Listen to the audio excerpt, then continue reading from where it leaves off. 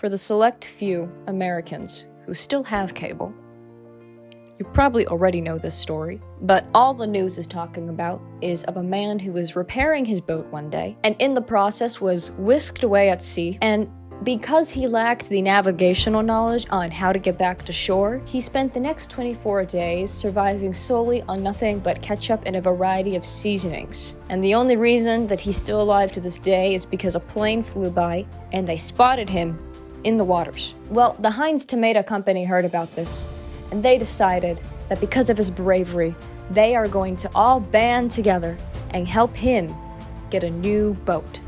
Which is funny because the reason he was stranded out in the waters wasn't because the boat was broken or like it was unusable. It was the fact that he just didn't know how to get back to shore. And so Heinz is gonna give him a new boat so he can go out back into the waters just to get lost again. But the issue is that they didn't know where he was. So Heinz Tomato hired a graphic designer who made this post that looks like the start of an ARG made by an undergrad, and they reached out to the general public. They said, "We're looking for this guy. He survived on ketchup for about 24 days, and we want to get him a new boat, but no one knows where he fucking is. We know he's here.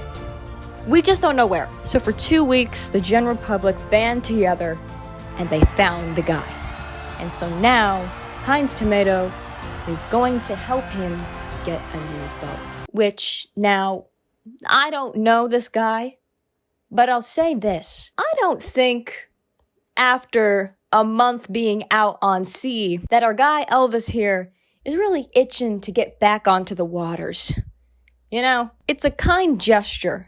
It is. But, let's imagine Colleen Stan, all right? A woman who was captured at 20 years old by a married couple and put into a box for the next 7 years, being physically and mentally tortured. All she could see was plywood from all corners, dark plywood. All of a sudden, she, escapes, she's free, and then here comes Home Depot saying, "Colleen, we're gonna give you a lifetime supply of planks and boards, okay? Free at your disposal whenever you'd like. It's the same exact material that those people use to keep you in that box. We thought you would love it." I mean, it's better than what I assumed the first idea was for a gift of him was gonna be. Because I know that in the pitching room, at least one person suggested giving him a lifetime supply of free ketchup, and that person was probably immediately fired. I mean, I couldn't really imagine surviving on ketchup and garlic seasoning for 24 days. There's not really much to chew there. I mean, when I went to the Philippines, I stacked my suitcase full to the brim of canned beans and ramen and shipped about several gallons, very large ones, to my end location, which would be in a remote area in Cagayan Valley. And if I had run out of that water within the week that I was going to be there, it would have been over for me. Don't visit a foreign country without having a meal plan, all right? You gotta pretend you're back in college. This was my first time in the Philippines. I had never been before. When you leave the country for the first time, usually you want to have a support system, maybe someone coming along with you. But not everybody gets what they want, because I flew to the Philippines all by myself. That's a 15-hour flight, people, with no family members, no one to hold my hand, no comforting neck massages, nothing. It was just me and my stuffed Fraggle Rock boober. That's all I had.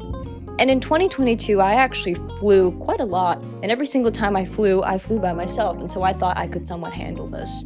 And so I'm walking to Terminal 3, and the average lower middle class American, I go through the general TSA line, and I'm going through the little maze, and all of a sudden there's a sudden stop, and apparently, I don't know, the airport started implementing a sniffing dog out of nowhere, and so that's part of TSA now. And so the system is that 2 people walk next to each other, and this dog kind of circles around as an 8 to sniff for drugs, cocaine, substances. So me and this person are walking side by side, almost holding hands. It was kind of romantic. All of a sudden, the dog sniffed me, and then he turned his head in a disgust way. And I guess, I don't know. The security guard stopped me and he said, "Okay, come here." And then next thing I know, I'm being whisked away to the opposite side of the TSA to a disclosed location, and they start stripping my bag, and they start, dusting things. Not only have they stripped my belongings, but also my dignity. I felt very, Are you kidding me? I guess the guy who was checking everything could visibly see that, I have a long journey ahead of me. And he said, so how's your day been? And I think kindness is important, but also it's okay to be a little agitated. It's okay to have a little attitude.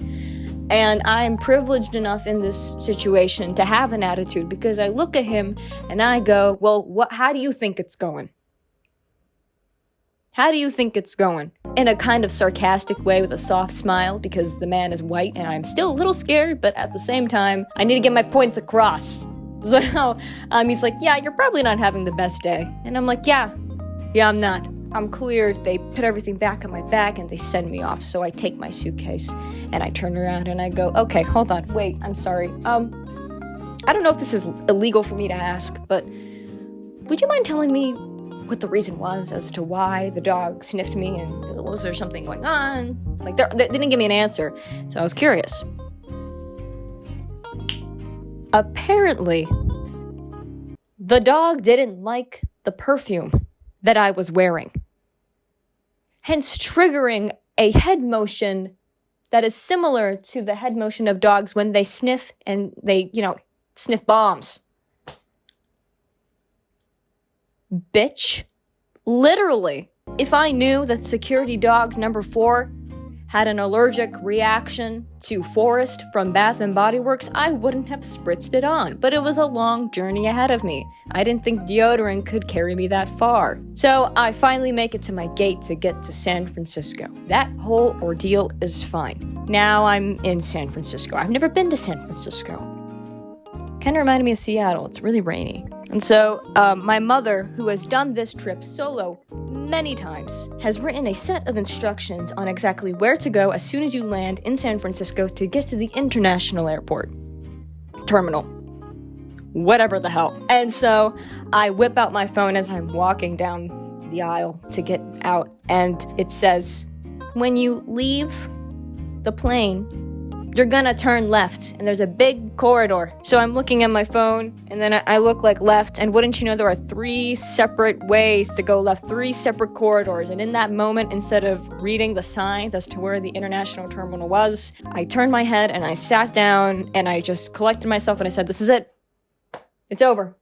Forget it. But eventually I did end up at the international terminal, and the only reason that I did was because as I was sitting, a Filipino couple walked right past me, an old Filipino couple, and the moment that I saw them, I picked up my bags and I immediately followed them because I just assumed that every other Filipino in this airport were all probably going to the same place. So I just followed them and I ended up at the international terminal. So now I'm at the international terminal. I look at my watch. It's about 4 o'clock. The plane from here to Manila doesn't leave until 11:30 p.m. I go, okay, shit. So now I utilize this time to sit down, get a little comfortable. I download my comfort Cocomelon TV shows and Five Nights at Freddy's theories that I've watched a million times but haven't been able to comprehend. Well, eventually the time passes by and it's time to board the plane. Now, okay, imagine you're going on a flight for 15 hours and this is your seat. Okay, imagine sitting in that seat for 15 hours. Now, imagine sitting in that seat for 15 hours, and this is what your back looks like. And that's what your spine looks like. Visualize it. Feel it. You are going to spend more time and money in physical therapy after enduring a 15-hour flight when your back looks like this to recover than paying for a business class seat. I did the math. I didn't, but I assumed. So I splurged, and I said, listen, fun thing about scoliosis is that depending on how bad yours is, you can have breathing problems, and because your rib kind of pushes on your lung, and so to help this, we have these things called scoli rolls, and you kind of lay on it, and it's like an inhaler. Going 15 hours without laying on something similar to that, or just laying down to breathe, yeah, I would have been dead. Anyway, so I sit in my seat. I've never been in business class before, but I know that everyone around me has, and I can tell just by the way they carry themselves. Not only are they sitting down, but they know where all the buttons are. They're looking at the menu. I'm like, wait, there's a menu? We're eating? There's cuisine. I didn't know this. I packed a thing of Ziploc baggy goldfish and like half a Cheerio thing. That was my meal plan for the next 15 hours. I was just planning to knock out with a few melatonins. Anyway, so I'm sitting down and there's like some tropical music playing and everyone's getting associated and situated. And I can tell that the woman sitting next to me has done this trip a variety of times, not just because of her posture and how she knew where everything was, but she was raw dogging the entire flight in jeans. And not like Levi's that you have to pull up when you sit down, but like thigh tightening, ankle gripping jeans. This has not been her first rodeo in first class. Now, something about me is that I love talking to myself. So much that I've recently stopped listening to music in the car so I can have conversations by myself to myself. And so the idea of having to sit in a cylinder, I don't know how far up we are in the air, above the sea for 15 hours and not having the ability to talk to myself, I was a bit scared. But thankfully, I was so exhausted just from traveling to get to this flight all day that I knocked out and slept for the entire thing. So we've landed. It's 7 o'clock in the morning in Manila.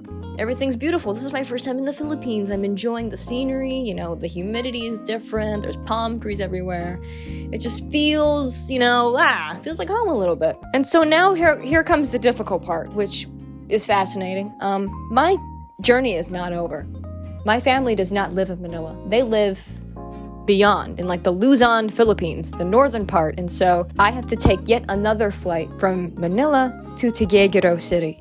And then from there, I take a road trip through the valley to the village. And so this is where it all begins. So we land, I get my bag from the thingy, the carousel, whatever the hell, and I immediately connect my Wi-Fi to the airport Wi-Fi, because my mother has informed me that there is Wi-Fi in the airport, and my cellular service doesn't work here, obviously, because I'm in a completely different country. And I text my relatives and my family and my friends and my boyfriend for the very first time. I say, guys, I made it! I'm alive! I'm in the Philippines! So I finally get to the domestic airport. And I'm kind of like looking around. It's completely, obvious that not only am I an American, but I'm also a stupid American, and I don't know where I'm going. The signs tell me where I need to go, but I assume that I can't follow signs correctly, so I ask every single person there for confirmation. Does that door right over there, does that corridor that says Cebu Pacific, the airline that I'm supposed to take, is that the one I'm supposed to take? So I go through Cebu Pacific. I check my bag in. I go through security. Everything's bam, ready. I'm set. I'm set to go. One more flight and then I'm where I need to be. It's been a long, 20 hours probably at this point. So I get to my gate that says on my ticket and on the board that this is where the Tuguegarao City flight was going to be. So I get there and I look up at the board, and wouldn't you know, it's a completely different section of the Philippines that this plane is going to. So I say, okay, something's up, something's wrong. Did I read it wrong? So I look back at my phone, my ticket, I go back to the board, which is about half down the other corridor, and I check it, and it says, this gate is going to Tuguegarao City. And I'm like, all right. And then I turn back around. I go to that exact gate, and I look at it.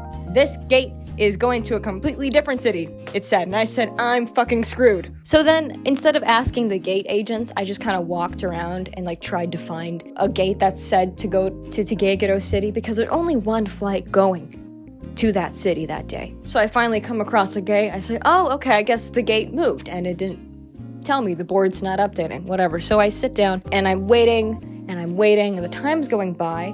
And I realized that the plane is supposed to take off in 5 minutes. The issue at hand, though, is that the plane wasn't there. The plane was not at the gate. Not only that, but throughout the 2 hours that I had been at this terminal, there were consistent cancellations of flights and changing gates. People were walking around, going to different parts of the airport. People were, no one was staying consistent in one area. The people who were sitting around and with me to get on this flight to Tuguegarao, they were all wondering what the hell was going on too. They started, standing up and looking outside for the plane, and that sight in itself was already nerve-wracking. But it didn't help the fact that the gate agents were also looking outside of the window, wondering where the plane was. There's no comfort in knowing that the people who are supposed to know a little information know maybe probably less than you do. In this moment, I decide, okay, I'm just going to tell my mother and father about the current situation. So I go on my phone. My mother told me that yes, there is Wi-Fi in the airport. And that's all she said. She did not clarify that for each device, you get Wi-Fi. But only for 2 hours. And my 2 hours was up. I have now gone incognito. I have no communication. I've gone rogue. I've gone Mormon missionary. I've cut off all contact from the rest of my loved ones.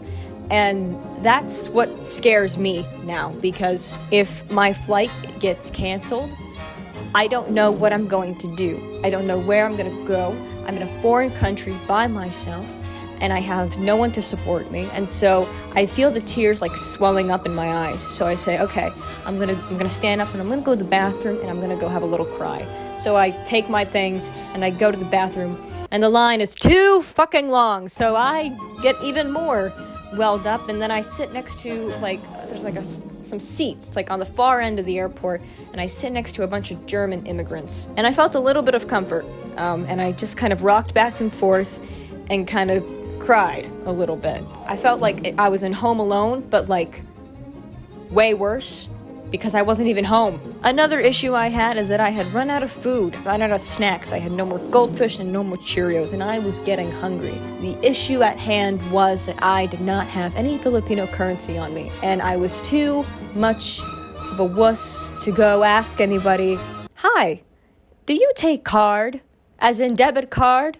Visa debit card?" Now there's a place where I can exchange American dollars for Filipino currency, but the line is so long, and I have to kind of be near the gate to hear whether the flight's going to be canceled or not, and everyone's talking at the same time, so I can't hear very clearly. So I have to stay put and hear what's going to happen with the flight, because wouldn't you know that I go get some Filipino currency, and I turn around, and everyone's gone, and everyone took off on the flight within 30 seconds, because that's what I thought was going to happen. So about 10 minutes go by, and I calm myself down with a few breathing exercises, and wouldn't you know, by the graces of God, the flight came, and I got on the flight, and I flew for another hour, and then I ended up in Tagaytay City, and then, the road trip happened, and I'm there, and oh my God. Let's just say if I go international again, it's not gonna be alone. I'm not doing that shit again. Sorry I haven't been posting regularly. It's been 5 months. I didn't have any ideas. Now I do. Moral of the story: if you fly alone or if you sail alone and all you have to eat are canned beans, ramen, ketchup, and a variety of seasonings, at least be delusional enough to have somewhat of comforting hallucinations, like someone's patting your back, so you feel a little bit of comfort in struggling times. Thank you, everyone.